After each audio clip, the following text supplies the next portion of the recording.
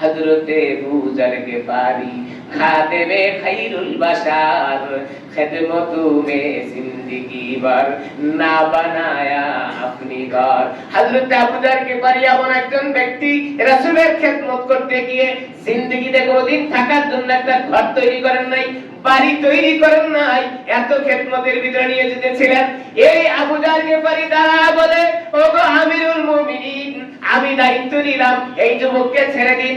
মুসলমানের নাম দুনিয়ার জীবনে সুন্দর পরিচালনার জন্য, ইহুদিদের আমানতকে ফিরিয়ে দেওয়ার জন্য তাকে ছেড়ে দেন। আমিরুল মুমিনিন, আমি দায়িত্ব নিলাম। সমস্ত লোকজনের স্বীকৃতিতে হযরত আবুজার গফারিকে সেখানে দায়িত্ব দিয়া ওই যুবককে ছেড়ে দিলেন। যুবক চলে গেল, তার জায়গায় পৌঁছে গিয়ে ইহুদিদের আমানত পরিশোধ করলো। মার কাছে বলল, মা আমি এরকম অপরাধী, আমার ফাঁসির রায় হয়েছে।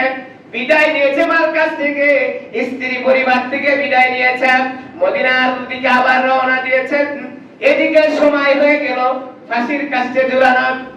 হযরত আবুজার গফারিকে ডাকতে বলেন, ওগো আবুজার, আপনি তো দায়িত্ব নিয়েছিলেন, যুবক তো এখনো ফিরে আসে নাই, এখন কি দায়িত্ব পালন করা সম্ভব কিনা?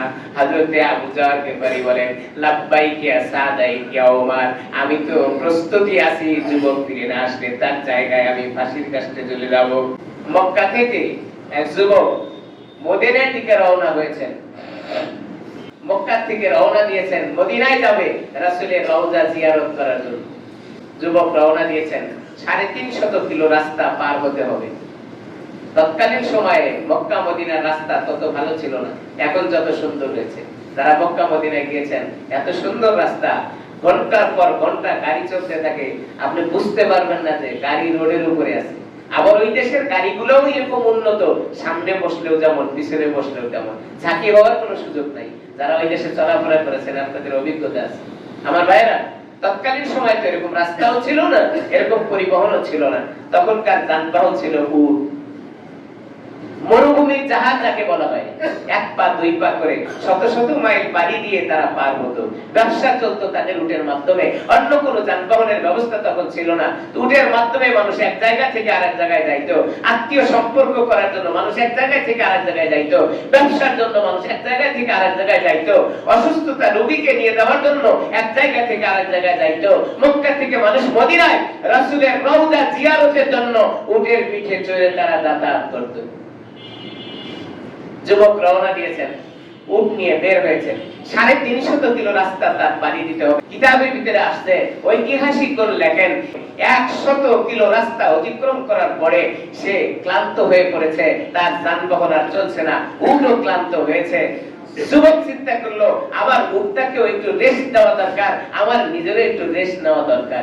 সে উটটাকে ছেড়ে দিয়ে একটি গাছের ছায়ার নিচে যুবক শুয়ে পড়লেন বিশ্রাম নেওয়ার জন্য। ক্লান্ত শরীর, ক্লান্ত দেহ, শুয়ে পড়ার সঙ্গে সঙ্গে সে ঘুমিয়ে গেল। ঘুমিয়ে গিয়েছে, তার উটটাকে ছেড়ে দিয়েছে। মরুভূমির ভিতরে একটা বাগান ছিল, তার উটটাকে ছেড়ে দেওয়ার কারণে ঘুরতে ঘুরতে সে বাগানের ভিতরে প্রবেশ করেছে। উটটা যখন বাগানের ভিতরে গেছেন, বাগানটা ছিল বড় বড় গাছের ভিতরে ছোট ছোট চারা গাছ লাগানো ছিল, সদ্য চারা লাগিয়েছে। ওই গাছের দেখাশোনা করতে একজন বৃদ্ধ, যার 2 জন ছেলে যুবক ছিল। সকালবেলা বৃদ্ধ বাগানে যেত, সারা দিন বাগানে দেখাশোনা করে আবার সন্ধ্যায় বাসায় ফিরে আসতো। তো যুবক তো ঘুমিয়ে গেছেন, ঘুমানোর পরে তার উটটা ওই বাগানের ভিতরে গেছে।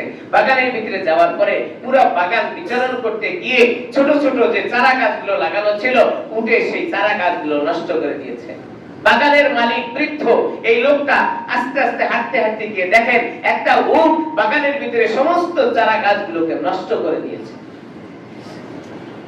বৃদ্ধ চিন্তা করলো, আমার এত কষ্টের গাছ, আমি এত কষ্ট করে বাগান লাগিয়েছি, আমার বাগানের গাছগুলোকে নষ্ট করে দিয়েছে। এই জন্য সে একটা পাথর হাতে নিয়ে উটের দিকে লক্ষ্য করে মেরেছিল, সে বাগান ছেড়ে চলে যায়। কিন্তু ঘটনাক্রমে এই পাথরের আঘাত লাগলো এমন একটি জায়গায়, লাগার সঙ্গে সঙ্গে উটটা সেখানে ধরাশায়ী হয়ে গেল, পড়ে গেল এবং মরে গেল।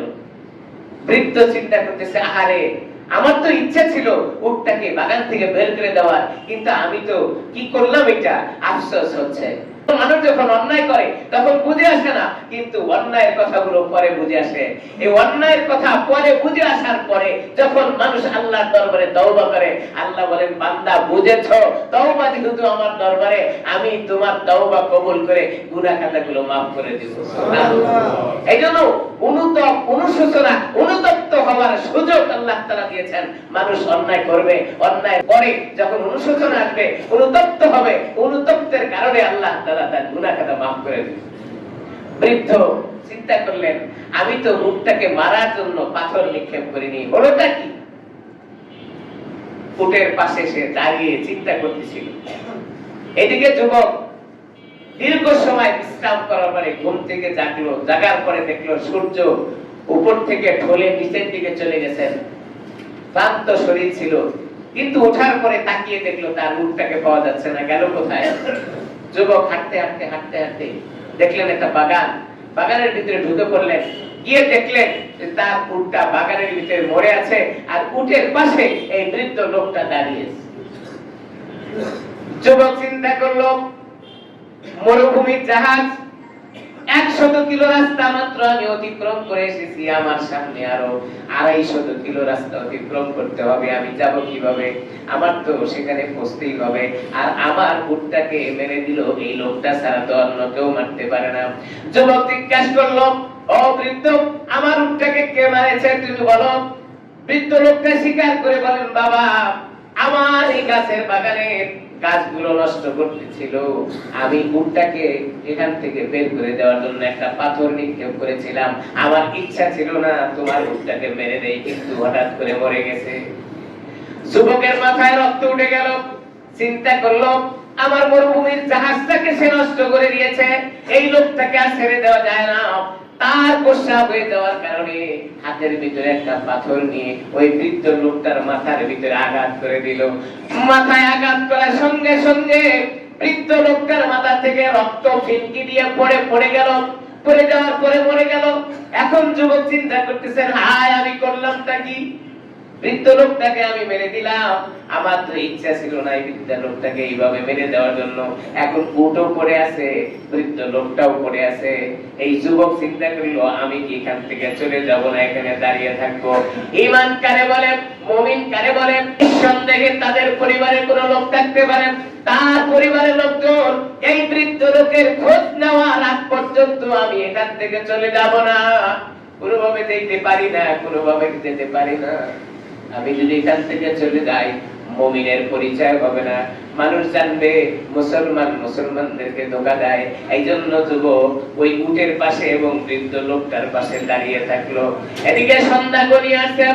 যুবকের এই কাণ্ড যখন চলতে থাকলো, হঠাৎ করে বৃদ্ধের বাড়ির লোকজন চিন্তা করলো, কি ব্যাপার? বাবা তো সন্ধ্যার আগেই বাড়িতে ফিরে আসে, আজকে কেন এখনো ফিরে আসে না? ওই বৃদ্ধার দুই ছেলে ঘর থেকে বের হয়ে গেল বাগানের দিকে, কি হলো, আমার বাবা কেন এখনো ফিরে আসে না? এক পা দুই পা করে হাঁটতে হাঁটতে বাগানে চলে গেল। বাগানের ভিতরে প্রবেশ করে যে ঘটনা দেখতে পাইল সেটা হলো, উট পড়ে আছে, বাবার লাশটাও পড়ে আছে, সেখানে একজন যুবক দাঁড়িয়ে আছে। যুবককে জিজ্ঞাসা করার পরে যুবক সব ঘটনাগুলো সত্য বলে দিল। ওই দুই যুবক চিন্তা করলো, আমার বাবাকে তুমি মেরে দিয়েছ, তোমার বিচার হওয়া দরকার। কোরআনের আইন, হাত যদি কেটে দেয় তাহলে হাত কাটা হবে, চোখ যদি উঠায় দেওয়া হয় তাহলে চোখ উঠায় দেওয়া হবে, কেউ যদি কাউকে মেরে দেয়, হত্যা করে, হত্যার বদলায় হত্যা হবে। তৎকালীন সময় হযরতে ওমর ফারুক রাদিয়াল্লাহু তাআলা আনহুর শাসন ছিল। এই দুই যুবক মিলে যুবককে হাত বেঁধে হযরতে ওমরের দরবারে নিয়ে গিয়ে বললেন, ওমর খলিফাতুল মুসলিমিন, আমিরুল মুমিনিন, আপনার দরবারে বিচার দায়ের করলাম, এই যুবক আমার বাবাকে হত্যা করে দিয়েছে, আপনি উপযুক্ত বিচার আমাদের সামনে আপনি করে দিবেন, আপনি যেহেতু রাষ্ট্রের দায়িত্ব আছেন। হযরতে ওমর রাদিয়াল্লাহু তাআলা জানায় দিলেন। যুবক যে ঘটনা শোনায় দিল, এটা কি সত্য? হ্যাঁ সত্য, যা শুনেছেন সব ঘটনা সত্য, কিন্তু আমি ওই বৃদ্ধ লোকটাকে হত্যা করার উদ্দেশ্যে পাথর নিক্ষেপ করি না, কিন্তু পাথর মেরে দেওয়ার পরে লোকটা দুনিয়া থেকে চলে গেছেন। আমি অপরাধী, ওগো ওমর আপনি আমার বিচার করে দেন। বিচারের রায় হয়ে গেল। লোকজনের সামনে হযরত ওমর রাদিয়াল্লাহু তাআলা বিচারের রায় দিয়ে দিলেন। হত্যার বদলায় হত্যা, যুবকের ফাঁসির রায় হয়ে গেল। ফাঁসি।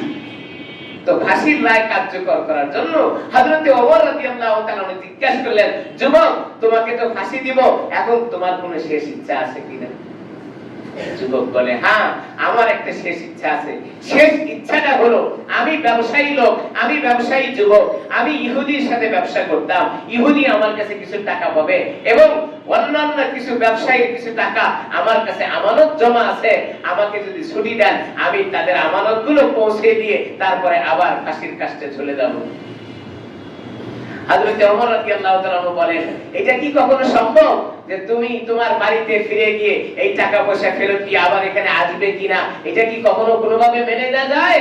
তুমি তো কখনোই ফিরে আসবে না, বরং আমার ঝামেলা হয়ে যাবে। রাষ্ট্রের দায়িত্বে আমি খলিফাতুল মুসলিমিন, আমিরুল মুমিনিন, আমার দ্বারা এই কাজটা কখনোই করা সম্ভব নয়। তোমার ফাঁসির রায় হয়েছে, তোমার ফাঁসি কার্যকর হবে। হ্যাঁ, এক শর্তে তোমাকে ছুটি দেওয়া যেতে পারে, সেটা হলো তোমার জায়গায় যদি কোনো ব্যক্তিকে দায়িত্ব দিয়ে দিতে পারো যে তুমি যদি উপস্থিত না হও তাহলে তোমার বদলায় তারে ফাঁসি দেওয়া হবে।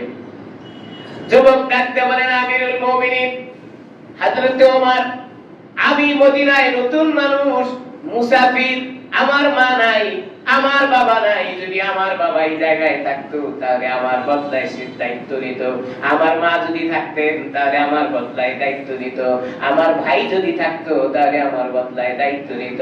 মদিনার কোনো লোকজন তো আমি চিনি না, আমার কোনো পরিচয় নাই, আমি কাকে আমার জিম্মাদারিতে রেখে যাব? হযরত ওমর রাদিয়াল্লাহু তাআলা বলেন, তোমার কেউ নাই, এই জন্য তোমাকে এই ফাঁসির কাস্টে ঝুলতে হবে। ইসলামের বিধান, আইন, ফাঁসির রায় তোমার জন্য হয়েছে, বদলাই দিতে পারলে তুমি যাবে, নচেত যথা সময়ে তোমার ফাঁসির রায় হয়ে যাবে। সব লোকজন বসে আছেন, এর ভিতরে একজন সাহাবী যিনি পুরা জিন্দেগিতে রাসূল আকরাম সাল্লাল্লাহু আলাইহি ওয়াসাল্লামের খাদেম হিসেবে ছিলেন, যার নাম হযরতে আবু যার গিফারি রাদিয়াল্লাহু তাআলা। সব লোকের ভিতরে হযরতে আবু যার গিফারি দাঁড়িয়ে বলেন, ওগো ওমর, আমিরুল মুমিনিন, আপনি এই যুবককে ছেড়ে দিন। আর ইহুদির আমানত যদি সে ফেরত না দেয়, ইহুদিরা মুসলমানের উপরে উৎসারণা করবে যে মুসলমানরা লেনদেন করার পরে সেটা পরিশোধ করে না। ওগো আমিরুল মুমিনিন, আপনি তারে ছেড়ে দেন, তার জায়গায় আমি আবু যার গিফারি দাঁড়িয়ে থাকবো। সে যদি না আসে ফাঁসির কাস্টে আমারে ঝুলায় দিবেন, আর যদি সে এসে যায়, ওগো আমিরুল মুমিনিন, আপনি তারে ফাঁসিতে দিয়ে দিবেন। সব লোকজন তাকিয়ে আছে, আবু যার গিফারি পাগল কিনা, এই লোক যদি এখান থেকে ছুটে যায় আর কোনোদিন ফিরে আসবে, এটা কি কখনো সম্ভব? আবু যার গিফারি কি বলে? হযরত আবু যার গিফারি সম্পর্কে বলা হয়েছে, তিনি পুরা জিন্দেগিটা রাসূলের খেদমতে নিয়োজিত ছিলেন। খেদমতে নিয়োজিত থাকার কারণে নিজের বসবাসের জন্য, থাকার জন্য একটা ঘরও তিনি বানান নাই। কবি বলেন, হযরতে আবু যার গিফারি খাদেমে খায়রুল বাশার, খেদমতু মে জিন্দেগি ভর না বানায়া আপনি ঘর। হযরত আবু যার গিফারি এমন একজন ব্যক্তি, রাসূলের খেদমত করতে গিয়ে জিন্দেগিতে কোনোদিন থাকার জন্য একটা ঘর তৈরি করেন নাই, বাড়ি তৈরি করেন নাই, এত খেদমতের ভিতরে নিয়োজিত ছিলেন। এই আবু যার গিফারি দ্বারা বলে, ওগো আমিরুল মুমিনিন, আমি দায়িত্ব নিলাম এই যুবককে ছেড়ে দিন। মুসলমানের নাম দুনিয়ার জীবনে সুন্দর পরিচালনার জন্য, ইহুদিদের আমানতকে ফিরিয়ে দেওয়ার জন্য তাকে ছেড়ে দেন। আমিরুল মুমিনিন, আমি দায়িত্ব নিলাম। সমস্ত লোকজনের স্বীকৃতিতে হযরত আবু যার গিফারিকে সেখানে দায়িত্ব দিয়া ওই যুবককে ছেড়ে দিলেন। যুবক চলে গেল, তার জায়গায় পৌঁছে গিয়ে ইহুদিদের আমানত পরিশোধ করলো। মার কাছে বলল, মা আমি এরকম অপরাধী, আমার ফাঁসির রায় হয়েছে। বিদায় নিয়েছে মার কাছ থেকে, স্ত্রী পরিবার থেকে বিদায় নিয়েছে, মদিনার দিকে আবার রওনা দিয়েছেন। এদিকে সময় হয়ে গেল ফাঁসির কাস্টে ঝুলানোর। হযরত আবু যার গিফারিকে ডাকতে বলেন, ওগো আবু যার, আপনি তো দায়িত্ব নিয়েছিলেন যুবক তো এখনো ফিরে আসে নাই, এখন কি দায়িত্ব পালন করা সম্ভব কিনা? হযরতে আবু যর গিফারি বলেন, লাব্বাইক ইয়া সাদাইক ইয়া ওমর, আমি তো প্রস্তুতি আছি, যুবক ফিরে না আসলে তার জায়গায় আমি ফাঁসির কাস্টে চলে যাব। হযরতে আবু যর গিফারি দাঁড়িয়ে গেলেন। সব সাহাবীরা চোখের পানি ছেড়ে দিয়ে কান্না আরম্ভ করল। আবু যর এত ভালো মানুষ, এত নরম মানুষ, জিন্দেগিতে দুনিয়ার কোন লোভ লিপ্সা তার অন্তরে ছিল না। একটা ঘর তিনি তৈরি করেন নাই, একটা বাড়ি তিনি বানান নাই।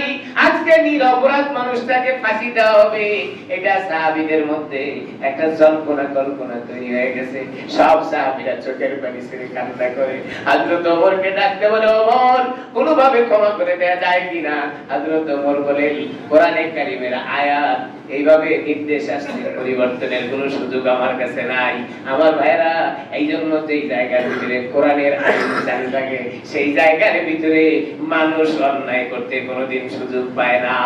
আমরা তো কোরআনের আইন চাবো না, কারণ কোরআনের আইন যদি চাই, চিটার বাটপার যারা আছে তারা চিটারি আর বাটপারি করতে পারবে না। এই জন্য কোরআনের আইন আমার দরকার নাই। হযরত ওমর বলেন, কোরআন নাযিল হয়েছে, এক বিন্দু পরিমাণ পরিবর্তনের কোনো সুযোগ আমার কাছে নাই। রব্বে কারীম কোরআনে কারীমের ভিতরে বলেন, কোন মানুষ যদি কোন মানুষকে অন্যায়ভাবে হাত কেটে দেয়, তাহলে তুমিও তার বদলায় হাত কেটে দাও। কোন মানুষ যদি কোন মানুষের চোখ উঠায় দেয়, তার বদলায় তুমি তার চোখ উঠায় দাও। কোন মানুষ যদি কোন মানুষকে অন্যায়ভাবে হত্যা করে, হত্যার বদলায় তুমি তারে হত্যা করে দাও। এটা হলো কোরআনের নির্দেশ। হযরত আবু যর গিফারি রাদিয়াল্লাহু তাআলা দাঁড়ায় গেলেন।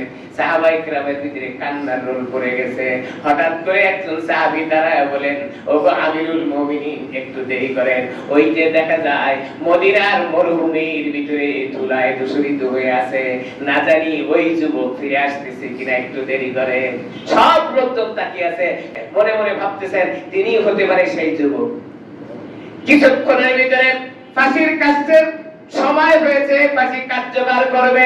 ইন্ডিমান টাইমের ভিতরে ওই যুবক ফোরাত দৌড়িয়ে এসে ফোরাত থেকে নেমে সর্বপ্রথম আমিরুল মুমিনিন ওমরের কাছে গিয়ে বলেন, ওমর ক্ষমা করে দেন, রাস্তা অনেক দূর, আমি ইচ্ছা করেছিলাম অনেক আগেই আপনার দরবারে পৌঁছে যাব, কিন্তু রাস্তায় এসে আমার যানবাহন অসুস্থ হয়ে পড়ে, এত দূর থেকে আসতে দেরি হয়েছে, আমিরুল মুমিনিন আমারে মাফ করে দেন দেরি হওয়ার জন্য। এরপরে দৌড়িয়ে গিয়ে হযরত আবু যর গিফারির পায়ে পড়ে বলেন, আবু যর, শুনেছি আপনি এই জায়গার ভিতরে সবচেয়ে দামি মানুষ, আমলদার মানুষ, নেককার মানুষ, পরহেজগার মানুষ।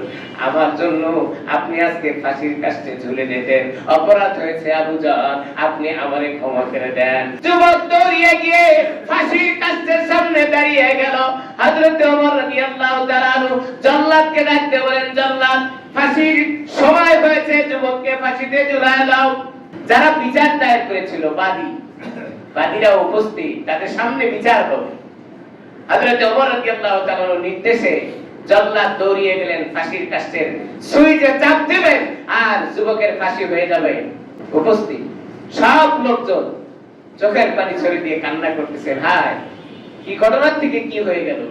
যুবক দুইজন বলতেছেন, যেই লোক ফাঁসির কাস্টের আসামি হয়ে যাওয়ার পরে বাড়িতে গিয়ে আবার ফিরে আসে, এ সাধারণ কোনো মানুষ নয়। আমার বাবার যে বিচার হওয়া দরকার ছিল, এটা আমরা মাফ করে দিলাম, আপনি এই যুবককে ফাঁসি দিয়ে দিবেন।